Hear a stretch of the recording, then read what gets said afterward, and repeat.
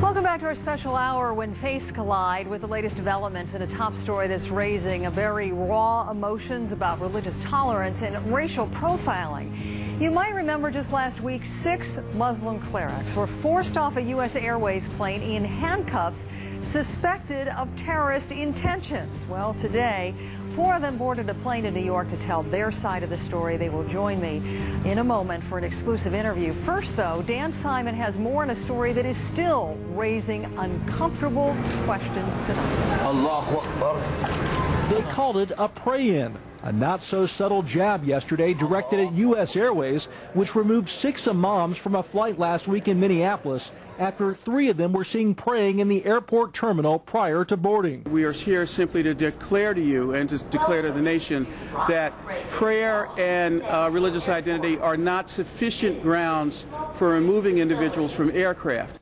U.S. Airways says prayer had nothing to do with their removal. The question, though, did the airline have legitimate reasons to take them off and prevent them from flying the following day? I'm asking you to please leave our ticket counter I am right going now. to leave. Okay, I've given you a number that you can contact. CNN has obtained the police report, which includes the handwritten note written by a fellow passenger who claimed to have seen, quote, 6 suspicious Arabic men on plane. All were together saying, Allah, Allah. We did not chanting Allah, Allah or anything else while we are entering the plane or inside the plane.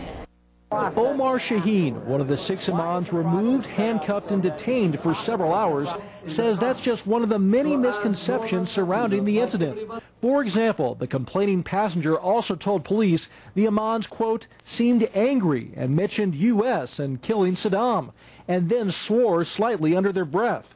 Shaheen denied all of that and that 3 of the imams had one-way tickets. He says all of the tickets were round trip and that he has the documentation to prove it. You cannot put in the police report that they have one-way ticket while that's not true. The report also says that most of the 6 passengers requested seatbelt extensions, which some on the plane found suspicious because none of the imams appeared to need them. One security expert defends the airline. But they've also got to understand, they've got to be sensitive to the fact that they happen to be Middle Eastern and that these type of things are going to happen to them. It doesn't mean they have to happen in an unprofessional way or they have to be treated badly. And the debate continues. On Sunday, a Washington, D.C. DJ stirred the pot by making what he characterized as intentionally sarcastic comments that Muslims should be forced to wear identifiers like armbands. And many callers piled on. Not only do you tattoo them in the middle of their forehead, you round them up and then ship them out of this country, period. Shaheen and the other imams are demanding an apology from U.S. Airways. Its response isn't exactly what they want to hear. An airline spokeswoman tells CNN she's sorry the imams were inconvenienced, but not for its employees' actions. The one mistake she does concede, not allowing the imams to fly the following day after they've been cleared of any wrongdoing. Dan Simon, CNN, San Francisco. So after all the headlines and heated controversy, 4 of the 6 imams agreed to join us here in New York for this exclusive interview. It is their first live TV appearance together. We want to welcome Imams Omar Shaheen, Aman Skirat, Mohammed Ibrahim, and Marwan Sadadine. Great to have all of you with us tonight.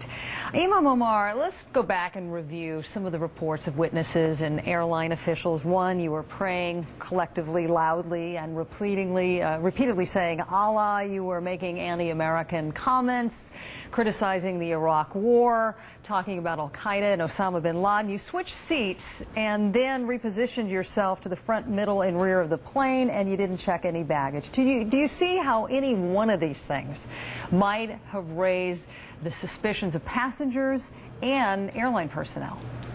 To be honest with you, this has hurt me more and more, because U.S. Airways should stop smearing our image in front of people.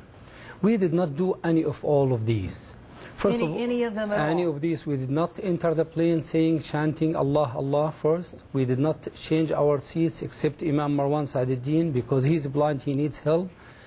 We did not asking for not necessary extension belt. As you see, we need extension belt and we want to abide by the federal law.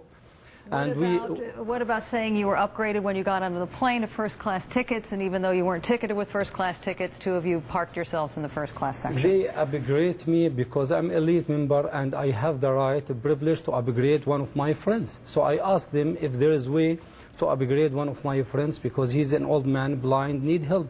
That's all what I ask for. So Imam Ahmed, are you denying that you did anything that would have raised the suspicions of a passenger or someone working for the airline? We are actually, almost all of us, busy people who travel all the time.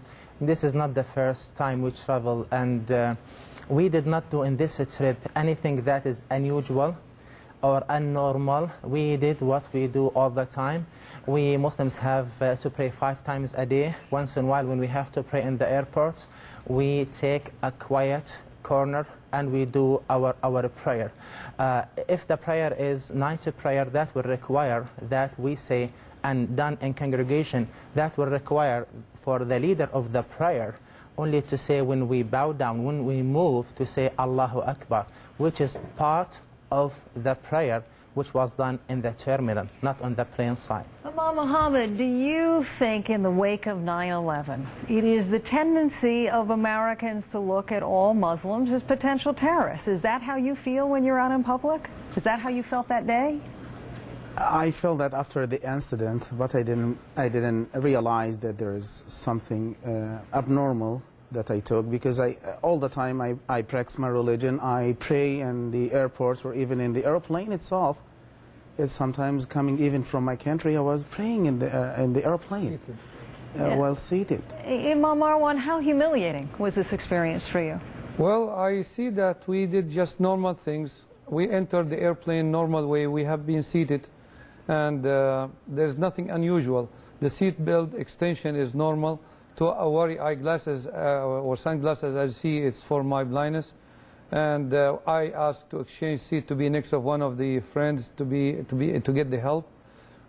And there's a lot of lies or live stories that have been created by the U.S. Air to have us look in the bad image, to cover their mistake or when they find themselves messed up.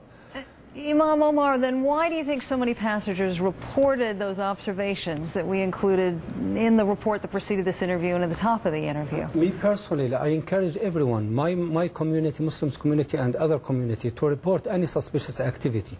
But we have to be realistic. It should be legitimate suspicious. We should not let our imagination exaggerating and false statements like U.S. Air did. And you think you were targeted simply because you were praying and people jumped to a conclusion that potentially you were going to harm? This is the only reason. And if you go back to our background, I am personally the chairperson for the Police Advisory Board. I did a presentation for the FBI agent in Phoenix. I did presentation with CARE Arizona to Yuma Air Force Base for more than 600 Marines. So we have to have a system to handle this suspicious report before we humiliate people.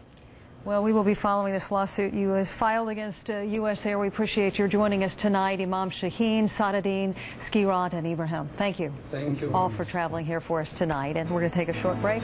We'll be right back.